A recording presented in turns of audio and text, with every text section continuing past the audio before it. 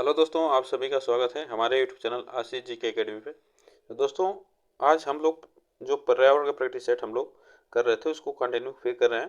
तो यह हमारा पर्यावरण का जो प्रैक्टिस सेट है ये 24 नंबर का प्रैक्टिस सेट है। तो हम लोग आज चलिए स्टार्ट करते हैं पर्यावरण का प्रैक्टिस सेट 24 नंबर का। और दोस्तों, आप लोग जो लोग नए जुड़ रहे हैं, आप लोग प्लीज़ चैनल को सब्सक्राइब कर लीजिएगा और बेल आइकन को दबा लीजिएगा, जिससे वीडियो को नोटिफिकेशन आप तक जाता रहेगा। तो चलिए स्टार्ट करते हैं। अब वीडियो को लाइक कर दीजिएगा। चलिए देखते हैं आज का पहला प्रश्न। विश्व जल संरक्षण दिवस विश्व जल संरक्षण दिवस दिवस मनाया जाता है। कब मनाया जाता है? 28 फरवरी को, 22 मार्च को, 5 जून को, 11 जुलाई को। तो विश्व जल संरक्षण दिवस मनाया जाता है। आपको बताना है कब मनाया जाता है। तो विश्व जल संरक्षण दिवस कब मनाया जाता है, और आपको बता दें 28 फरवरी को क्या मनाया जाता है? नेशनल साइंस डे मनाया जाता है। National science day national science day science science day मनाया जाता है। आप लोग इसको याद रखिएगा, जिसे रमन इफेक्ट भी कहा जाता है। जिसे रमन इफेक्ट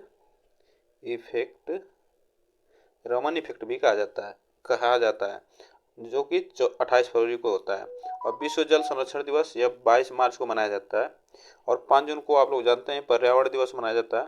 पर्यावरण दिवस मनाया जाता है, आप लोग इसको याद रखिएगा। और 11 जुलाई को जो मनाया जाता है विश्व जनसंख्या दिवस मनाया जाता है।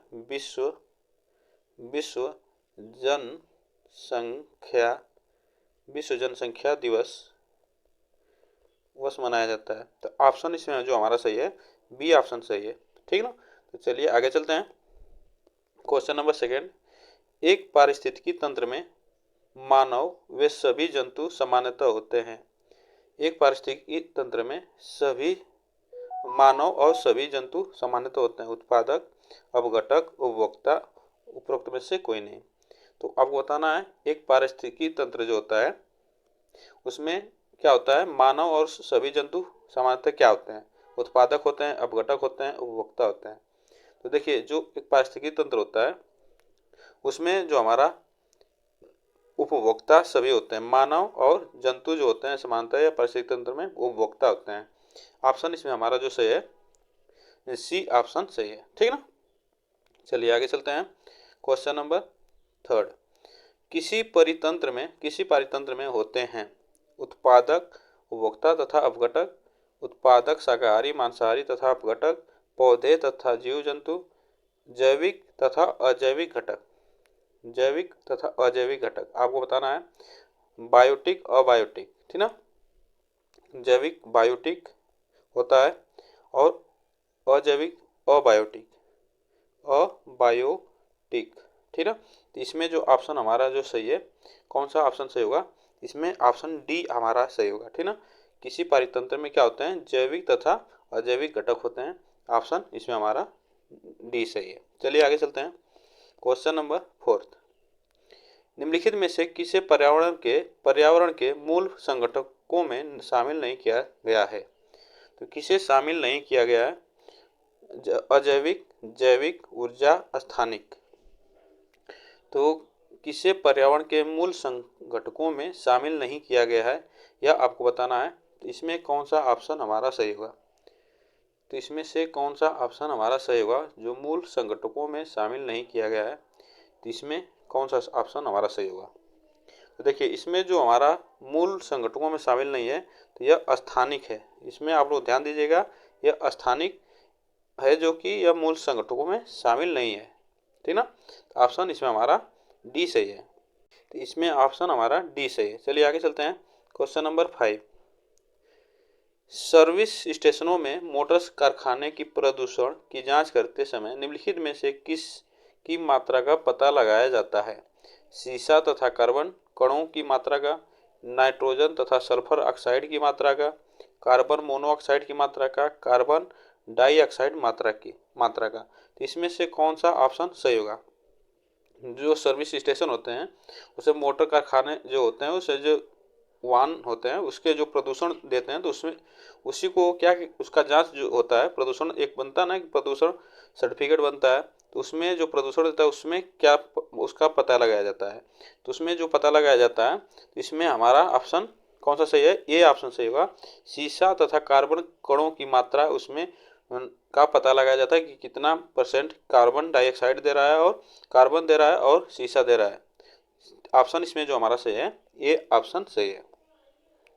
क्वेश्चन नंबर 6, अंटार्कटिका में ओजोन परत का सर्वाधिक ह्रास किस माह में होता है?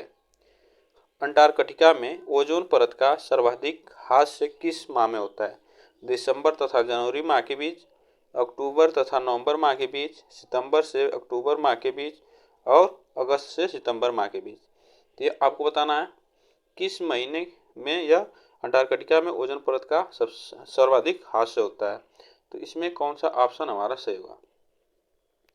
तो इसमें जो हमारा ऑप्शन सही होगा, जो अंटार्कटिका में ओजोन परत है ऊपर, तो उसमें सबसे अधिक मात्रा में सितंबर से अक्टूबर के बीच सबसे अधिक ह्रास होता है ओजोन परत का।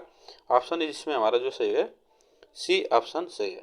क्वेश्चन नंबर 7, तैरने के तालाब में तैरने से मनुष्य की त्वचा हल्की जल जाती है।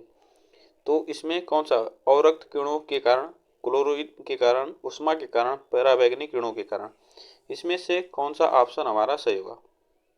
तैरने के तालाब में तैरने से मनुष्य की त्वचा हल्की जल जाती है। इसमें कौन सा ऑप्शन हमारा सही होगा? तो इसमें कौन सा ऑप्शन हमारा सही होगा आपको बताना है। तो इसमें जो तैरने से मनुष्य की त्वचा जो जल जाती है वह क्लोरीन के कारण होता है, ठीक ना, क्लोरीन के कारण होता है। तो आप लोग इसको याद रखिएगा, वह क्लोरीन के कारण होता है। ऑप्शन इसमें हमारा जो सही होगा, बी ऑप्शन सही है। चलिए आगे चलते हैं। मानव जनित पर्यावरणीय प्रदूषण कहे जाते हैं। मानव जनित पर्यावरणीय प्रदूषण कहे जाते हैं परजैविक, प्रतिजैविक, ह्यूमेलिन, एनलजेसिक। इसमें से मानव जनित पर्यावरणीय प्रदूषण कहे जाते हैं। आपको बताना है कौन सा ऑप्शन सही होगा। तो इसमें कौन सा ऑप्शन सही होगा? मानव जनित पर्यावरण प्रदूषण कहे जाते हैं, तो वह कहे जाते हैं ह्यूमेलिन। क्या कहे जाते हैं? ह्यूमेलिन कहे जाते हैं। ऑप्शन इसमें हमारा जो सही होगा, सी ऑप्शन सही है। चलिए आगे चलते हैं। क्वेश्चन नंबर, निम्नलिखित में से कौन सी हरित गैस नहीं है? इसमें से पूछ रहा है कौन सी हरित गैस नहीं है, जो ग्रीन हाउस गैस होती है उसी को पूछ रहा है कि कौन सी नहीं है। Carbon dioxide, methane, nitrous oxide, carbon nitrogen. इसमें आपको बताना है। तो देखिए इसमें जो हमारा ऑप्शन जो सही होगा, कौन सा ऑप्शन सही होगा? तो देखिए इसमें नाइट्रोजन हमारा ग्रीन हाउस गैस में नहीं आता है, और जो कार्बन डाइऑक्साइड है, मीथेन है, नाइट्रस ऑक्साइड है, और कौन कौन सी गैस आती हैं तो आपको बता दें,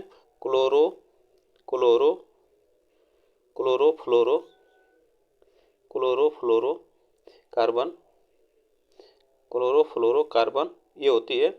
और वाष्प होता है जलों का, और ओजोन गैस होती है। तो यह जो आती है हमारी ग्रीन हाउस गैस होती हैं उसके अंतर्गत आती हैं, और नाइट्रोजन इसमें नहीं आता है। तो इसमें जो हमारा ऑप्शन सही होगा, डी ऑप्शन सही है। चलिए आगे चलते हैं। क्वेश्चन नंबर 10, ओजोन परत पृथ्वी से कितनी ऊंचाई पर है? जो ओजोन परत है वह पृथ्वी से कितनी ऊंचाई पर? लगभग 50 से 70 किलोमीटर, लगभग 200 से 300 किलोमीटर, लगभग 2000 किलोमीटर, लगभग 15 से 30 किलोमीटर। तो इसमें से कौन सा ऑप्शन सही होगा? ओजोन परत पृथ्वी से कितनी ऊंचाई पर है आपको बताना है। इसमें से कौन सा ऑप्शन हमारा सही होगा? तो ओजोन परत पृथ्वी से कितनी ऊंचाई पर स्थित है? तो देखिए जो ओजोन परत है हमारी पृथ्वी से, यह कितनी ऊंचाई पर है? तो यह 15 से 30 किलोमीटर की ऊंचाई पर है, और यह ओजोन परत समताप मंडल में पाई जाती है। ये भी आप लोग याद रखिएगा। और ये ओजोन परत 16 सितंबर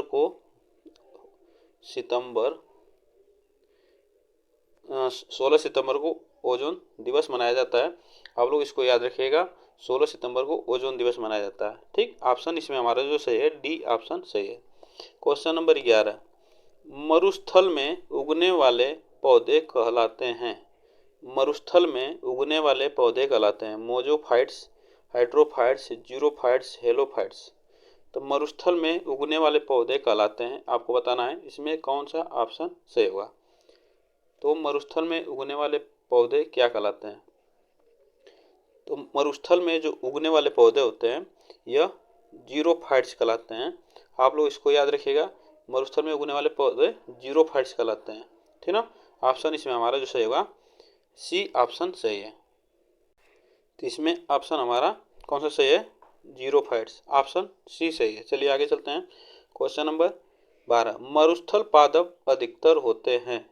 मरुस्थल पादप अधिकतर होते हैं मांसल, शाकीय, पर्णवृत्तीय, पर्णभिवृत्तीय। तो इसमें मरुस्थल पादप अधिकतर क्या होते हैं आपको बताना है, इसमें कौन सा ऑप्शन सही होगा। तो मरुस्थल पादप जो होते हैं वह अधिकतर कैसे होते हैं? तो मांसल होते हैं, ठीक ना, यह मांसल होते हैं। ऑप्शन इसमें हमारा जो सही है ये ऑप्शन सही है, आप लोग इसको याद रखिएगा। चलिए आगे चलते हैं। क्वेश्चन नंबर 13, पौधे किस प्रकार का जल, यहाँ पे एक ही में हो गया, का जल अवशोषित करते हैं, का जल अवशोषित करते हैं। पौधे किस प्रकार का जल अवशोषित करते हैं? गुरुत्वीय जल, केशिकीय जल, आर्द्रता जल, क्रिस्टलीय जल, आपको बताना है। तो पौधे किस प्रकार का जल अवशोषित करते हैं, इसमें से कौन सा ऑप्शन हमारा सही होगा? इसमें से कौन सा ऑप्शन हमारा सही होगा? पौधे किस प्रकार का जल अवशोषित करते हैं, इसमें कौन सा ऑप्शन हमारा सही होगा? इसमें जो हमारा पौधे जो होते हैं पर्यावरण के, वह जो जल अवशोषित करते हैं तो वह केशिकीय जल अवशोषित करते हैं, ठीक ना। इसमें जो केशिकीय जल होते हैं उसको अवशोषित करते हैं, तो ऑप्शन इसमें हमारा बी सही होगा।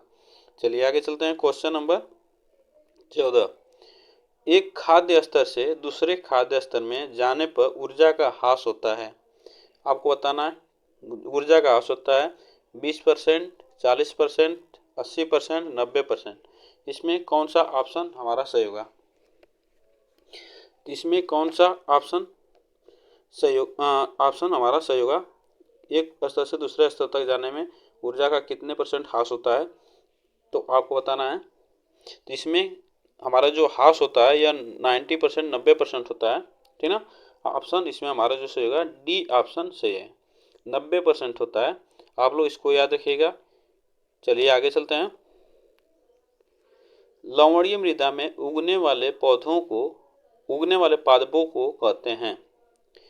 लवणीय मृदा में उगने वाले पादपों को कहते हैं हेलोफाइट्स, अक्सिलोफाइट्स, लैक्टोफाइट्स, लिथोफाइट्स। लवणीय मृदा में उगने वाले पादपों को कहते हैं, आपको बताना है। तो इसमें कौन सा ऑप्शन हमारा सही होगा? लवणीय मृदा में उगने वाले पादपों को क्या कहते हैं? तो लवणीय मृदा में जो उगने वाले पादप होते हैं उसे हेलोफाइट्स कहा जाता है, आप लोग इसको याद रखिएगा, उसे हेलोफाइट्स कहा जाता है। ऑप्शन इसमें हमारा जो सही है ये ऑप्शन सही है, ठीक ना। चलिए आगे चलते हैं। क्वेश्चन नंबर 16, पादप वृद्धि हेतु सबसे उपयुक्त है। पादप वृद्धि हेतु सबसे उपयुक्त है बालू, दोमट मिट्टी, चिकनी मिट्टी, बजरी। तो पादप वृद्धि हेतु सबसे उपयुक्त है, आपको बताना है इसमें से कौन सा ऑप्शन हमारा सही होगा। तो पादप वृद्धि हेतु सबसे उपयुक्त कौन सी मिट्टी है, इसमें से आपको बताना है। तो इसमें सबसे उपयुक्त मिट्टी जो है यह दोमट मिट्टी है, ठीक ना। इसमें जो कि कपास, तंबाकू, तिलहन, जो सरसों होती है, तिलहन और बहुत सी इसमें फसल हैं इसमें उगाए जाते हैं, ठीक ना, दोमट मिट्टी में। तो यह सबसे अच्छी मिट्टी है, ठीक ना, पादप वृद्धि हेतु। तो ऑप्शन इसमें हमारा जो सही है बी ऑप्शन सही है। क्वेश्चन नंबर 17, भूतल पर दीर्घकालिक निर्वाहित जीवन किसकी विशेषता है? भूतल पर दीर्घकालिक निर्वाहित जीवन किसकी विशेषता है? एकांकी जीव की, जीव समुदाय की, पारिस्थितिकी तंत्र की, इनमें से कोई नहीं। भूतल पर दीर्घकालिक निर्वाहित जीवन किसकी विशेषता है? ऑप्शन इसमें आपको बताना है, इसमें कौन सा ऑप्शन सही होगा। तो इसमें भूतल पर दीर्घकालिक निर्वाहित जीवन किसकी विशेषता है? तो यह पारितंत्रिकी तंत्रों की है, पारिस्थितिकी तंत्रों की है, पारिस्थितिकी तंत्रों की है। यह ऑप्शन इसमें हमारा जो सही है, सी ऑप्शन सही है, पारिस्थितिकी तंत्रों की है। ठीक ना। चलिए आगे चलते हैं। क्वेश्चन नंबर 18, गोबर गैस का मुख्य घटक है। जो गोबर गैस का मुख्य घटक है, मीथेन है, कार्बन डाइऑक्साइड है, एसिटिलीन है, एथिलीन है। तो गोबर गैस का मुख्य घटक है, आपको बताना है कौन सा ऑप्शन इसमें हमारा सही होगा। तो गोबर गैस का मुख्य घटक है, जो आप लोग गोबर गैस का मुख्य घटक सबसे अच्छा माना जाता है मीथेन, जो कि आप लोग सुने होंगे कि गोबर गैस से जो गैस निकाले जाते हैं, मतलब जो खाना बनाया जाता है, पहले के समय में आप लोग देखे होंगे कि गोबर गैस जो होता था उस पर खाना बनाया जाता, उससे गैस निकाली जाती थी, उस एक प्लांट लगाया जाता था, तो उससे निकलती थी मीथेन गैस। ठीक ना। तो इसमें ऑप्शन हमारा जो सही है, ए ऑप्शन सही है। चलिए आगे चलते हैं। जल में जैव रासायनिक ऑक्सीजन मांग की सामान्यता अधिकतम मात्रा कितनी होनी चाहिए? जल में जैव रासायनिक ऑक्सीजन मांग की सामान्यता अधिकतम मात्रा कितनी होनी चाहिए? 2 किग्रा प्रति लीटर, 3 किग्रा प्रति लीटर, 5 किग्रा प्रति लीटर, 6 किग्रा प्रति लीटर। तो जल में जैव रासायनिक ऑक्सीजन मांग की सामान्यता अधिकतम मात्रा कितनी होनी चाहिए, यह आपको बताना है। इसमें कौन सा ऑप्शन हमारा सही है?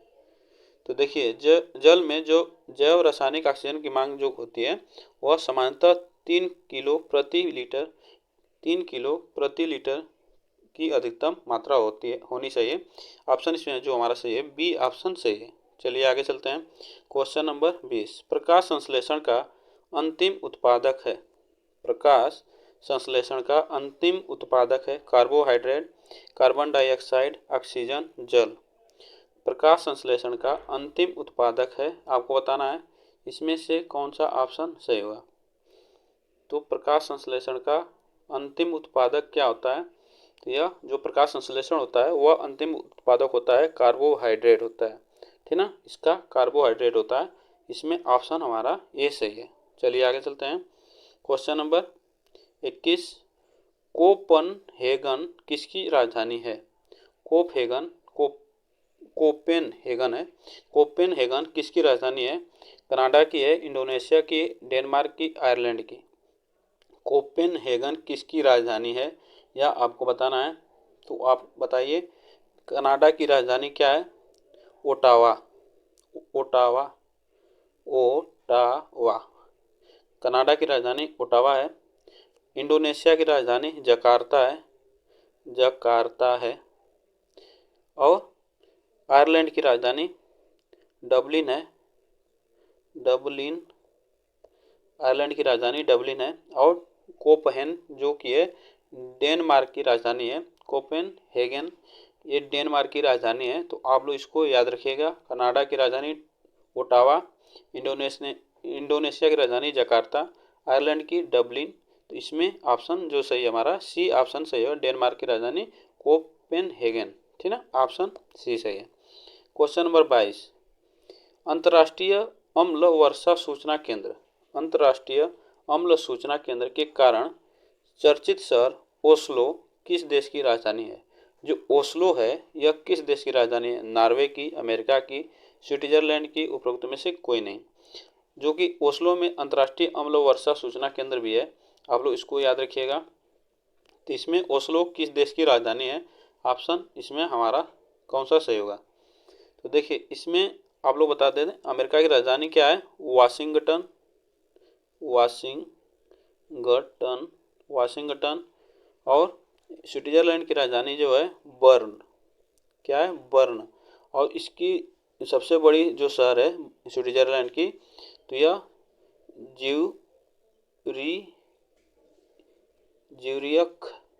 ज्यूरियक है, जो कि सबसे बड़ा शहर है स्विट्जरलैंड का।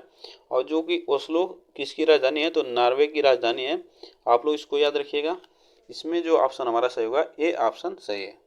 चलिए आगे चलते हैं। क्वेश्चन नंबर 23, निम्नलिखित में से कौन सा ऊर्जा का गैर परंपरागत स्रोत है? ऊर्जा का गैर परंपरागत स्रोत है मिट्टी का तेल, का लैंप, मोमबत्ती, सौर लालटेन, टॉर्च। तो निम्नलिखित में से कौन सा ऊर्जा का गैर परंपरागत स्रोत है? इसमें कौन सा ऑप्शन हमारा सही होगा?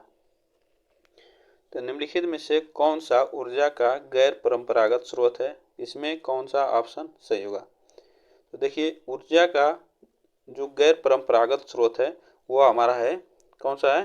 तो सौर लालटेन, ठीक ना। यह सौर लालटेन है जो कि ऊर्जा का हमारा गैर परंपरागत स्रोत है। ऑप्शन सी इसमें सही है। चलिए आगे चलते हैं। भारत में प्रोजेक्ट टाइगर की शुरुआत कब की गई? भारत में प्रोजेक्ट टाइगर की शुरुआत कब की गई? 1962 ईस्वी में, 1973 ईस्वी में, 1974 ईस्वी में, 1960 ईस्वी में। तो भारत में प्रोजेक्ट टाइगर की शुरुआत कब की गई यह आपको बताना है। इसमें कौन सा ऑप्शन सही होगा? देखिए, जो भारत में प्रोजेक्ट टाइगर की शुरुआत हुई थी तो यह नवंबर 1973 ईस्वी में हुई थी, जो कि इंदिरा गांधी के सरकार में हुई थी। इंदिरा गांधी के सरकार में हुई थी, उसमें थी इंदिरा गांधी, इंदिरा गांधी थी। तो आप लोग याद रखिएगा, प्रोजेक्ट टाइगर जो बना था वो इंदिरा गांधी के सरकार में बना था। जो इसमें ऑप्शन हमारा सही होगा, बी ऑप्शन सही है, 1973। ठीक है, प्रोजेक्ट टाइगर की शुरुआत 1973 में हुई थी, नवंबर 1973। आप लोग इसको याद रखिएगा। प्राकृतिक गैस का मुख्य अवयव है, जो नेचुरल गैस है उसका मुख्य अवयव क्या होता है? मीथेन होता है, इथेन होता है, ब्यूटेन होता है, हाइड्रोजन होता है। तो प्राकृतिक गैस का मुख्य अवयव है, आपको बताना है इसमें कौन सा ऑप्शन हमारा सही होगा। तो इसमें कौन सा ऑप्शन सही होगा आपको बताना है। तो प्राकृतिक गैस का मुख्य अवयव है, तो प्राकृतिक गैस का जो मुख्य अवयव है तो मीथेन है, ठीक ना। क्या है? मीथेन है। आप लोग इसका सूत्र जान लीजिए, CH4 जो होता है यह मीथेन का सूत्र होता है, आप लोग इसको याद रखिएगा, ठीक ना। चलिए आगे चलते हैं। क्वेश्चन नंबर 6, पौधों में क्लोरोफिल बनाने के लिए कौन सा तत्व सहायक होता है? पौधों में क्लोरोफिल बनाने के लिए कौन सा तत्व सहायक होता है? Calcium, magnesium, potassium, phosphorus. तो पौधों में क्लोरोफिल बनाने के लिए कौन सा तत्व सहायक होता है? इसमें से कौन सा ऑप्शन हमारा सही होगा? इसमें से कौन सा ऑप्शन हमारा सही होगा? पौधों में क्लोरोफिल बनाने के लिए कौन सा तत्व सहायक होता है? इसमें जो हमारा तत्व जो सहायक है यह फास्फोरस है, ठीक ना। कौन सा? फास्फोरस है। ऑप्शन इसमें जो हमारा सही होगा तो डी ऑप्शन सही है। तो दोस्तों आज के लिए बस इतना ही क्वेश्चन है, और आप लोगों को वीडियो अच्छी लगी हो तो कमेंट में ज़रूर बताइएगा, और जो लोग नए जुड़ रहे हैं प्लीज़ आप चैनल को सब्सक्राइब कर लीजिएगा और बेल आइकन को दबा लीजिएगा, जिससे वीडियो का नोटिफिकेशन आप तक पहुंचता रहेगा। तो आज के लिए बस इतना ही, फिर मिलते हैं नेक्स्ट वीडियो में, तब तक के लिए थैंक यू सो मच।